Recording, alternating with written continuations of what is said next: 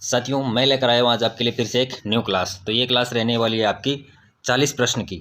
तो जितने भी विद्यार्थी नहीं जुड़ रहे हैं, चैनल को सब्सक्राइब कर लो ताकि आने वाली हर क्लास आपको मिल सके। ओके, चलो बढ़ते हैं अपनी क्लास की ओर। अपनी क्लास का पहला क्वेश्चन है यहाँ पर कि राजस्थान शुभ शक्ति योजना का लाभान्वित समूह है। तो क्वेश्चन कह रहा है कि राजस्थान शुभ शक्ति योजना का जो लाभान्वित समूह है वो कौन सा है। तो स्टार्टअप संस्थापक, फुटपाथ विक्रेता, महिला व्यापारी या फिर श्रमिक परिवार की लड़कियां व महिलाएं।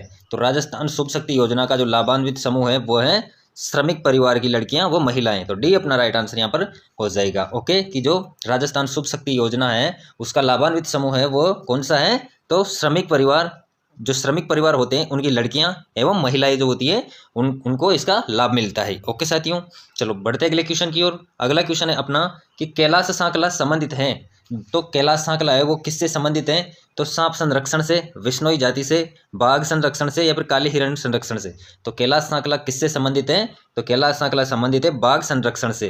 तो सी अपना राइट आंसर इस क्वेश्चन का यहाँ पर हो जाएगा कि जो बाघ संरक्षण से संबंधित है वो है कैलाश सांकला जी। ओके, याद रहेगा साथियों आपको अच्छे से। चलो आ जाते हैं अपने नेक्स्ट क्वेश्चन पर। नेक्स्ट क्वेश्चन है अपना कि तरताई माता जिसका मंदिर, किसका, तरताई माता जिसका मंदिर तलवाड़ा बांसवाड़ा में स्थित है, उन्हें किस और नाम से भी जाना जाता है। तो तरताई माता है उनको किस और अन्य नाम से भी जाना जाता है और इनका मंदिर कहाँ पर है। इनका मंदिर स्थित है बांसवाड़ा, तलवाड़ा बांसवाड़ा में स्थित है। तो किस अन्य नाम से जानते हैं देखते हैं। गजलक्ष्मी, महाकाली, त्रिपुरा सुंदरी या फिर आवरी माता। तो अपना राइट आंसर क्या हो जाएगा, त्रिपुरा सुंदरी। सी अपना राइट आंसर हो जाएगा कि जो तरताई माता है उनको त्रिपुरा सुंदरी के नाम से भी जाना जाता है, जिनका मंदिर कहाँ है, तलवाड़ा बांसवाड़ा में। कहाँ पर स्थित है, तलवाड़ा बांसवाड़ा में। याद रहेगा आपको। चलो नेक्स्ट क्वेश्चन है अपना कि जयपुर घराने का प्रसिद्ध नृत्य कौन सा है। तो जयपुर घराने का जो प्रसिद्ध नृत्य था वो कौन सा है। तो ओडिसी, भरतनाट्यम, कथक या फिर कथकली। तो कौन सा है। तो जयपुर घराने का प्रसिद्ध नृत्य है वो है कथक। तो सी अपना राइट आंसर यहाँ पर हो जाएगा कि जयपुर घराने का प्रसिद्ध नृत्य था या फिर है वो कौन सा है। तो वो है कथक। सी इस क्वेश्चन का अपना राइट आंसर यहाँ पर हो जाएगा। साथियों, क्वेश्चंस को अच्छे से पढ़ो और अच्छे से रट लो क्वेश्चंस को, क्योंकि कहीं ना कहीं यहीं से ही क्वेश्चंस बनते हैं हर बार। तो क्वेश्चंस को अच्छे से दिमाग में बिठा लो, अच्छे से रट लो क्वेश्चंस को, कैसे भी करके क्वेश्चंस अपने दिमाग में बने रहने चाहिए। ओके, चलो आ जाते हैं अपने अगले क्वेश्चन पर। नेक्स्ट क्वेश्चन है ग्रामीण गैर कृषि विकास प्राधिकरण यानी कि रूडा का क्या कार्य है। तो ग्रामीण गैर कृषि विकास प्राधिकरण का जो कार्य है वो क्या है। तो देखते हैं, कृषि का विकास, गैर कृषि क्षेत्र का विकास, शिक्षा संस्थाओं का विकास या फिर गांव में बिजली उपलब्ध कराना। तो क्या है, जो ग्रामीण गैर कृषि विकास प्राधिकरण है उसका प्रमुख कार्य है वो है गैर कृषि क्षेत्र का विकास। बी अपना राइट आंसर यहाँ पर हो जाएगा। चलो बढ़ते अगले क्वेश्चन की ओर। अगला क्वेश्चन है अपना कि 7-8 अक्टूबर 2022 को किस शहर में इन्वेस्ट राजस्थान समिट का आयोजन किया गया। तो बताओ साथियों, जो 7-8 अक्टूबर 2022 थी उसको कौन से शहर में इन्वेस्ट राजस्थान समिट का आयोजन किया गया। तो जोधपुर, बीकानेर, जयपुर, कोटा। तो अपना राइट आंसर हो जाएगा जयपुर, कि जो 7-8 अक्टूबर 2022 को इन्वेस्ट राजस्थान समिट का आयोजन हुआ वो हुआ जयपुर शहर के अंदर। ओके बच्चों, चलो बढ़ते हैं अगले क्वेश्चन की ओर। अगला क्वेश्चन है यहाँ पर निम्नलिखित में से किस जिले में महाराव शेखाजी सशस्त्र बल प्रशिक्षण अकादमी निर्माणाधीन है। तो साथियों क्वेश्चन कह रहे हैं कि किस जिले में महाराव शेखाजी सशस्त्र बल प्रशिक्षण अकादमी का निर्माण हो रहा है, वो कहाँ पर हो रहा है। तो बीकानेर, चूरू, सीकर, गंगानगर। तो कहाँ पर हो रहा है, वो हो रहा है सीकर। तो सी अपना राइट आंसर यहाँ पर हो जाएगा। नेक्स्ट क्वेश्चन है अपना कि प्रतिहार शासक के शासनकाल में जैन ग्रंथ हरिवंश पुराण एवं कुवलयम माता की रचना हुई। तो बताओ साथियों कि कौन से प्रतिहार शासक के शासनकाल में किस किस की जैन ग्रंथ थे, हरिवंश पुराण एवं कुवलयम माता की जो रचना हुई वो किस प्रतिहार शासक के शासनकाल में हुई। तो देखते हैं, वत्सराज, रामभद्र, मिहिर भोज या फिर महेंद्रपाल प्रथम। तो प्रतिहार शासक कौन सा था। तो वो था वत्सराज।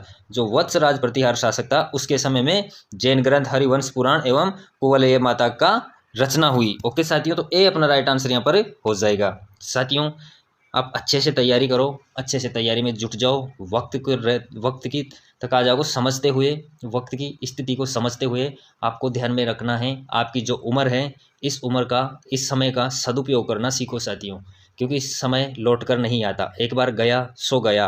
2025 आपके लिए बहुत अच्छा अवसर लेकर आया है, बहुत अच्छी भर्तियां हैं, बहुत अच्छा अवसर है। तो इस अवसर को जाने मत दो साथियों, क्योंकि एक बार गया सो गया, वक्त है, मिलेगा नहीं मिलेगा, आगे किसके साथ कौन सी परिस्थिति बनती है कौन सी नहीं बनती है। तो वक्त रहते संभल जाओ और अपनी आंतरिक जो एनर्जी है उसको अन्य कहीं ना बिखेर कर एक जगह फोकस करो, अपने लक्ष्य पर लगाओ साथियों। सबसे पहले अपने आप को पहचानो, अपने आप की सुनो और ऐसी जगह लगाओ कि आपकी लाइफ सफल हो सके। यहाँ वहाँ भटकने से कोई फ़ायदा है नहीं।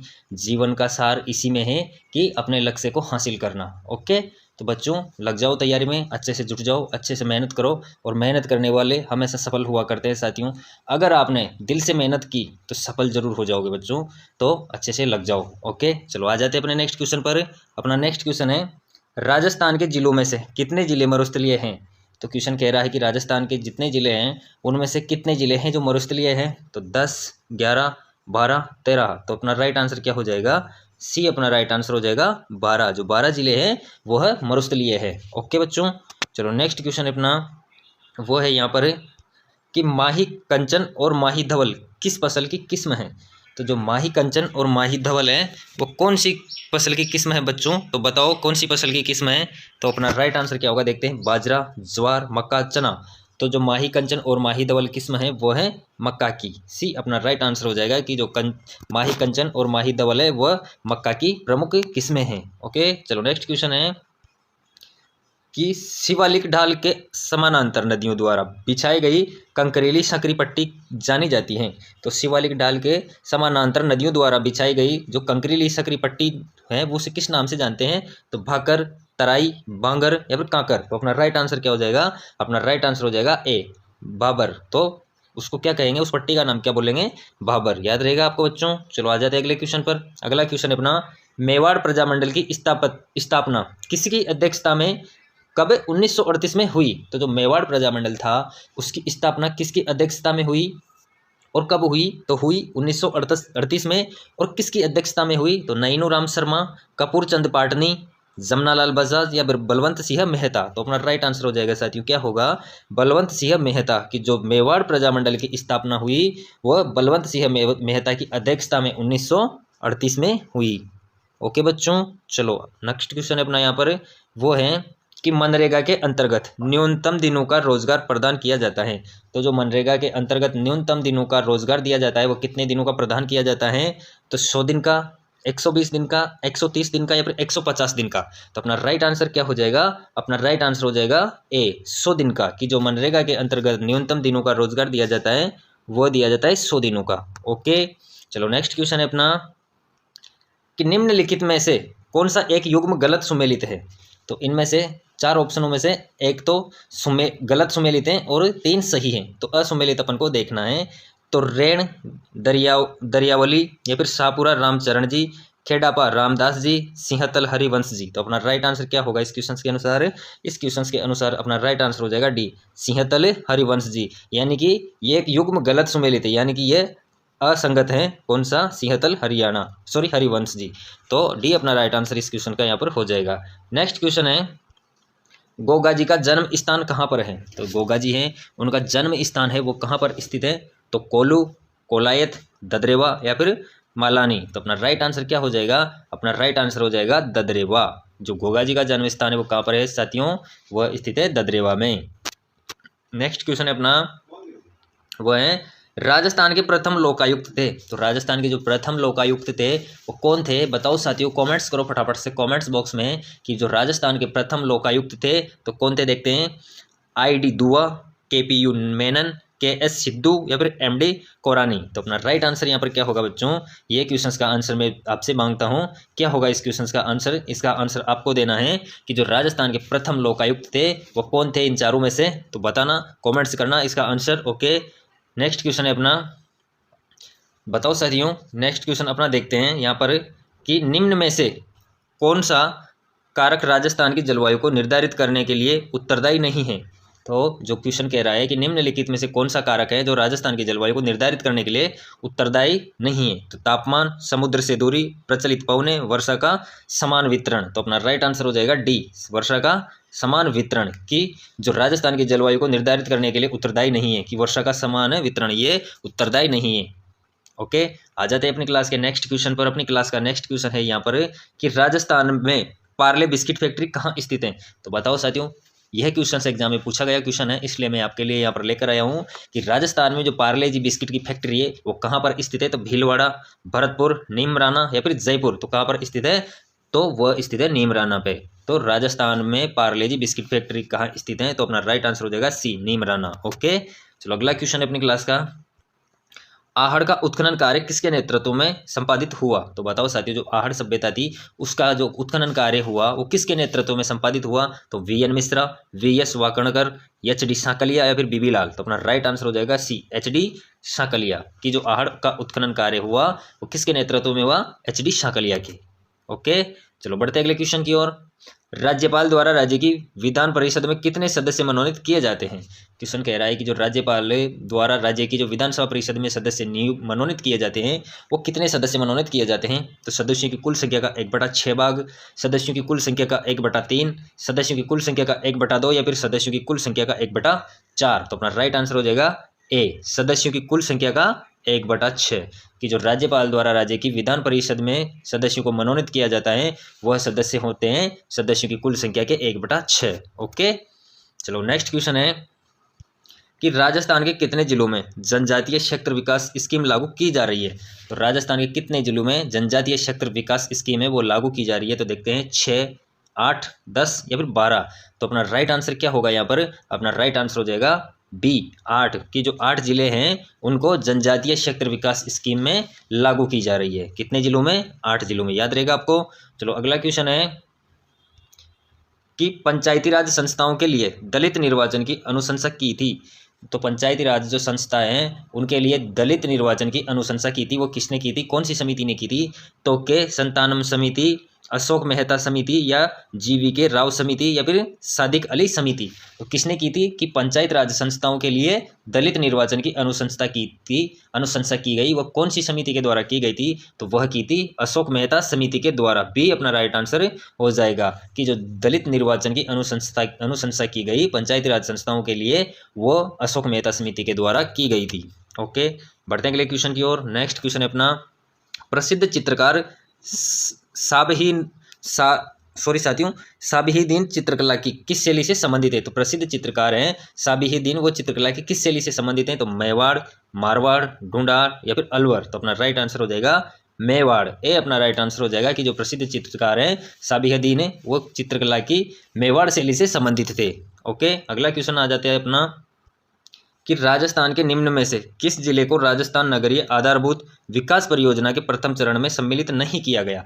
तो 3 जिले तो ऐसे हैं जिनको सम्मिलित किया गया है इनमें से, और एक ऐसा है जिसे सम्मिलित नहीं किया गया है। किसके अंतर्गत कि राजस्थान नगरीय आधारभूत विकास परियोजना के प्रथम चरण के अंतर्गत। तो कौन सा नहीं किया गया है, तो कोटा, उदयपुर, अलवर, बीकानेर। तो अपना राइट आंसर क्या हो जाएगा, अपना राइट आंसर हो जाएगा अलवर, सी अपना राइट आंसर हो जाएगा कि अलवर को राजस्थान नगरीय आधारभूत विकास परियोजना के प्रथम चरण पर शामिल नहीं किया गया है। और शामिल किस किस को किया गया है, कोटा को, उदयपुर को, बीकानेर को। ओके, चलो आ जाते हैं अगले क्वेश्चन पर।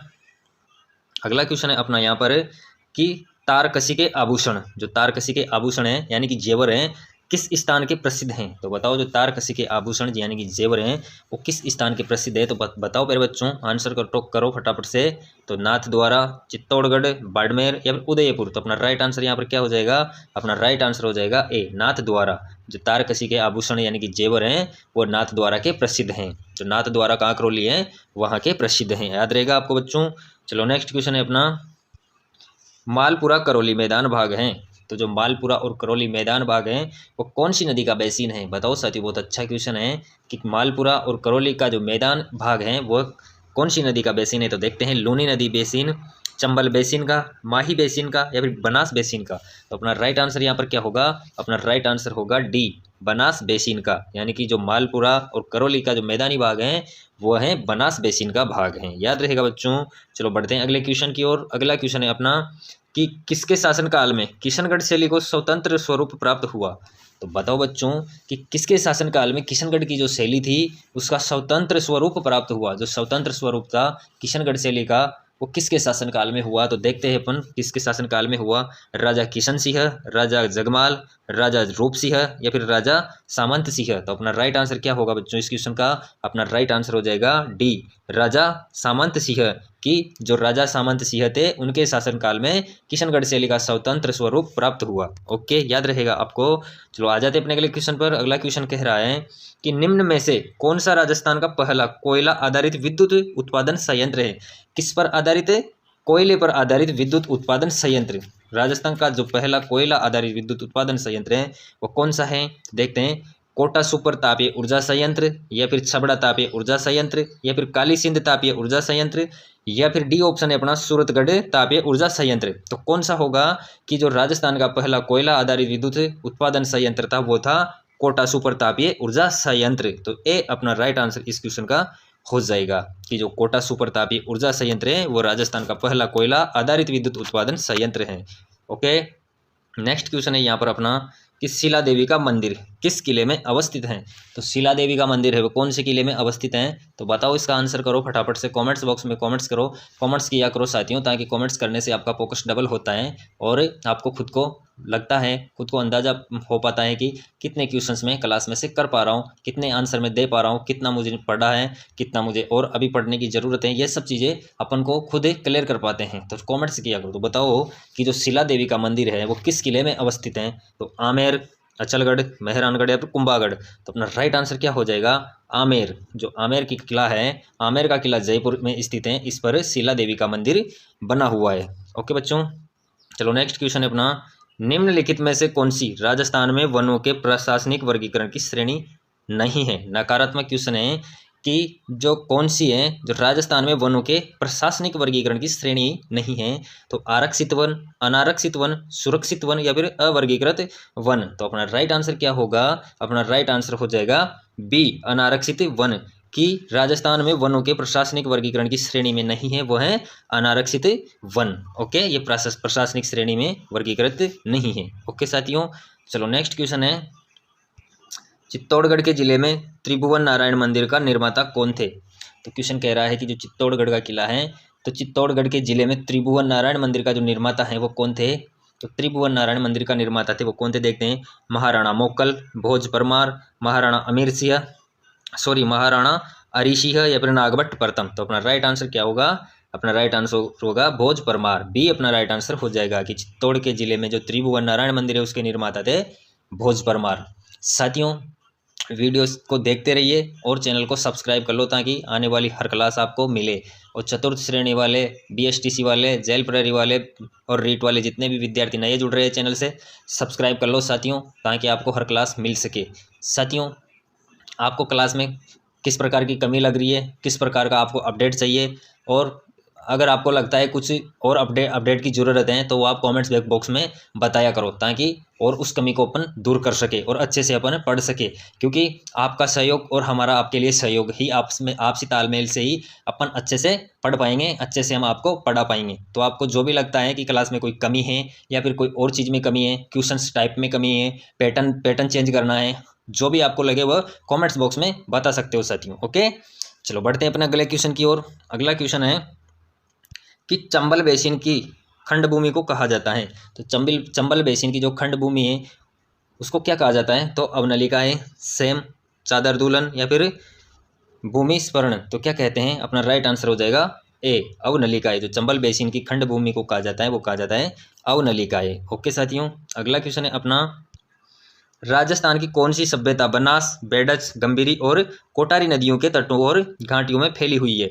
तो बताओ साथियों कि राजस्थान की कौन सी सभ्यता है जो बनास, बेडज, गंभीरी और कोटारी नदियों के तटों और घाटियों में फैली हुई है? तो देखते हैं, कालीबंगा, गणेश्वर, आहड़ या फिर बैराठ। तो कौन सी सभ्यता है? तो वो है आहड़। जो आहड़ सभ्यता है वो बनास, बेडज, गंभीरी और कोटारी नदियों के तटों और घाटियों में फैली हुई है।